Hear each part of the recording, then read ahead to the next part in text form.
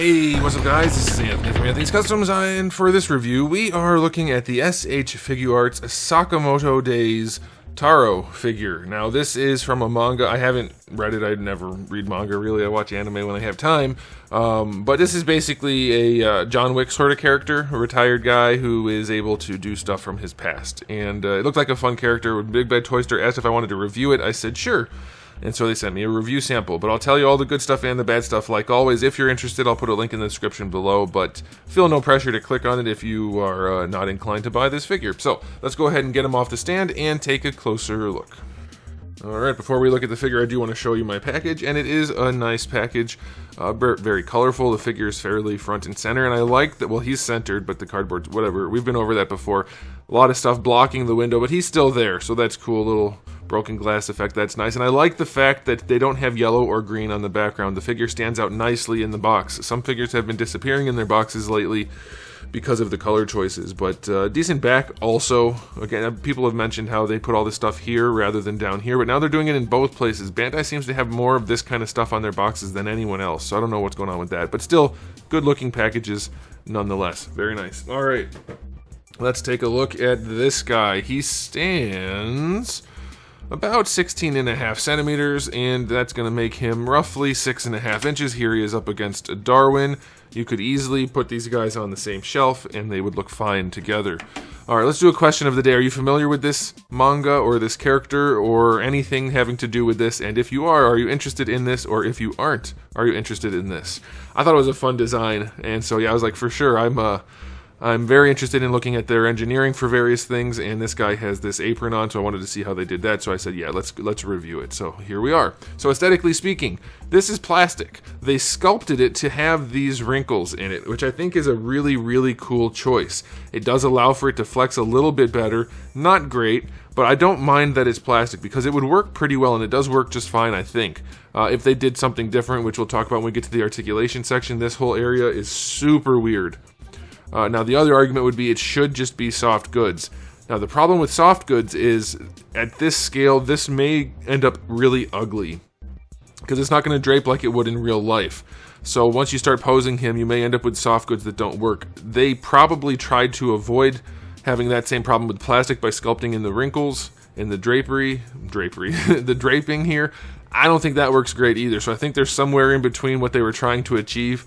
I will say, though, the plastic does make it look cohesive, and so for those of you who hate soft goods, you don't have to worry about it, but we'll see if it actually works out to be pretty nice. His name tag is nicely done. I like the sculpt of the main figure, not counting the apron, and even that, like I said, is a cool idea. I don't think they quite nailed it. They got the look of the face and head down pretty well. The pants, the stockier build of this guy. Yeah, I think it's pretty good looking. The only real downside I have is there's almost no paint on this thing. Other than what is absolutely necessary to paint, like the name tag, the face. Then they did some painting around here for the green. It's very plasticky, and Bandai is starting to really bother me lately. They've been just so hit or miss, but mostly miss lately, and that's not what Bandai's supposed to be. Somebody mentioned in my comments the other day, credit to them if they want to call themselves out. I don't know who it was. They said Tamashii Nations, or Bandai, is becoming the Hasbro of the import world.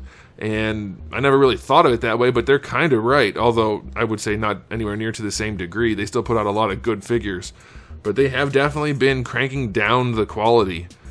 These yellows don't match perfectly. I don't think anybody's going to notice that too much to the naked eye. But yeah, the quality's definitely gone down. Lack of paint. These things look like model kits in some ways. I mean, other than their PVC, it's unfortunate. He still looks pretty good. I love the silhouette of the guy. The way they sculpted it works, but no paint is a bummer, so I'm going to go only 7 out of 10. Having it be so plasticky is a problem. Some shading would have gone a real long way. Yeah, and the finishes aren't even great. He's pretty shiny. Like, he's not shiny, but he definitely doesn't look like a high-end figure. He looks just like, yeah, it came out however it came out. We don't care what the finish looks like, so that's a bit of a bummer. I do like the glasses, by the way. I'll mention that. The way they did the glasses, it catches light, kind of like they do in anime. I mean, obviously they're painted solid white, so it looks like the anime, but there you go. You can see they do have a little bit of sheen to them, so that's kind of a cool touch. But definitely needs some paint, or at least a flat finish on this guy. All right, on to the accessories. We have 4 different faces. They're all very nicely done. A bunch of hands, definitely a nice enough spread. One hand holding a pen, which is pretty cool. And then we have the 1911, which he actually holds really nicely, and the gun looks pretty good too. So yeah, pretty good spread of accessories. Nothing crazy, but definitely good enough. I will go 8 out of 10. Pretty good spread there. Now, the fun part, articulation. How did they do? Well, they could have done a lot better. I am happy, thrilled even to tell you they're still doing double ball pegs more often for the necks.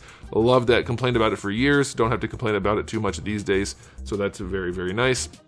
But Bandai, in their notorious fashion, has articulated the neck horribly. There's no room for the neck because they put too much stuff in here on the inside, which that's fine, but then figure it out, because right now the neck doesn't really move, and when it does, it doesn't look good. You get a big meat flap. So you basically just have to leave the neck like that. And unfortunately for this guy, unlike Piccolo, who has a crazy amount of joints in his neck, this guy has just the standard little double ball peg, so you can't really move his head too much. You can lean it side to side and rotate it, but because of his big chin and jowls, you can't really do too much with the head and neck, so that's kind of a bummer. Now, I am happy to tell you that the ball peg, or the butterfly joint, is a lot more simple. It has basically just a ball peg that holds it together in there, and it lets it move around freely. There's no weird, overcomplicated garbage in there, so it just moves around. It's a very, very nicely done butterfly. I love the simplistic nature of that. And then for the shoulder, they're doing this joint again, which still sucks. This is not the worst example, but it does exemplify the problems. Like, look how garbagey that is. It looks like kibble on a transformer. You don't need all of that. Put the shoulder joint into the actual shoulder. It's fine like this. You don't notice as much, but you wouldn't anyway. So having that in there does suck, but he does get his range out, so that's nice. And you're going to get your full rotation, of course. This will rotate up at the top here and down here. This is actually on a ball peg, so that's kind of nice. Double jointed elbow works nicely. That's a pretty darn good looking elbow, and it does work very well, so I like that. Ball hinge wrist, that's standard. Now here's the fun part. This is what I wanted to see. This apron is a separate piece of plastic all the way through the torso. It stops right here. Why these aren't glued on, I have no idea, because they glued it up here, which I still have no idea, and it's painted down here. But then this is apron again, but it's glued over here and keyed in. What were they thinking? Why is it so complex, Bandai? This should be all one piece. I mean, even if it has to be glued together, the green part should be a separate piece slid over top of the figure. That's it. It's already separate here, here, and here. This is the only painted part. What were they thinking? Because it's glued down here and up here, so you can't use this torso articulation. This cut right here, you can't use that. I mean, almost zero. You can wiggle it some, like you can do that. You can lean it forward, you can lean it back a little bit, but it stretches all this stuff. Instead of it just being a separate piece that just floats around, which would have been perfect for articulation, they glued it and connected it. So he has almost no range out of that upper joint. Like almost zero. Now, because it doesn't go down past the belly, he does have some range down here, which is helpful. That's nice. That's where you're going to do most of your posing for his torso. But they didn't need to do any of this. They made it way overly complex. All they needed was these parts right here to be connected to the actual apron, instead of these, which make no sense. Yeah, this is just nuts. To not have it be a floating piece and gluing it down even, like, what? It's crazy that they come up with the things they come up with. Oh, and by the way, this is not like that super soft, some kind of, I don't know, some kind of softer thing like they use for Jada. This is, it feels like PVC, just like really thin PVC. I don't know if it is for sure, but this is the kind of thing that'll tear easily. So be careful with that, like right here especially. Be super careful. So yeah, the torso is way screwed up for no reason at all. It could have had great range if this just floated. They screwed it up. Alright, for the hips, you would think it would be standard hips. It's not. The way they, here, I'll just pop them off and show you. The way they've done these hips, well, I didn't mean to do that. The thigh swivel is a ball peg. It pops off if you're trying to pop off the legs sometimes. Alright, so the hips, normally this piece right here, the part that hides the joint when you do the splits, is a floating piece. But on this one, it's not. It is the socket. So watch what happens when you try to do the splits. Not only do you have limited range, on the drop down, by the way, not only do you have limited range, but it doesn't serve its purpose. That's all the range you get, and you don't cover up the gap. So what they were thinking there, I have no idea. It's not the worst range. It'll probably be fine for the character, but there's no need for that limitation, especially given that they do this joint 1,000 times a day across all their lines. They made it overly complex. Now, he does look decent, even though you're never going to see that. He can kick up high enough, but it's just... it could be way better. It doesn't have any need to have the limitations it has. That's the problem. All right, double jointed knee works pretty well. No real problems there. And then for the ankle, you have a ball peg at the top and a ball hinge underneath down by the foot. So you get decent enough range. It's not the best, but it's fine. And then you get your ankle rocker, of course, out of that. Again, it's not the best, but it's fine. And you get your toe hinge, which they did nicely. That's good with the sandal on there, so it's fine. Yeah, his articulation is halfway good and then halfway ridiculously terrible. Like, why did you think to do it that way? So I'm going to split it down the middle and say 7. You're still going to be able to pose the guy well enough, but you're going to definitely run into some issues, like the torso, for instance, not going to pose. Maybe you don't need that, that's fine, but this is a review, so I have to talk about everything.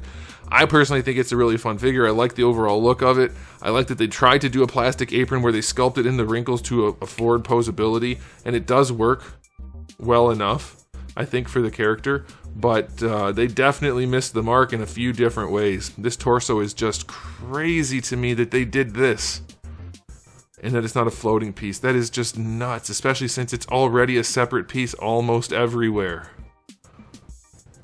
That's nuts. Anyway, so I'll give an overall rating of 7 out of 10. It's definitely a good enough figure if you want to pick it up. If you're into this sort of thing, you'll enjoy the figure. But you have to be aware it has some strange, weird problems, and it definitely has a lot of room for improvement. So there it is. That's all for me. Let me know what you guys think in the comment section below, but I'll stop talking. So thanks for watching. If you enjoyed the video, please do give it a thumbs up. If you didn't, give it a thumbs down. And if you haven't subscribed, you should. I have new videos just about every single day and thousands already on the channel. So make sure you come back for all of that. And in the meantime, keep collecting.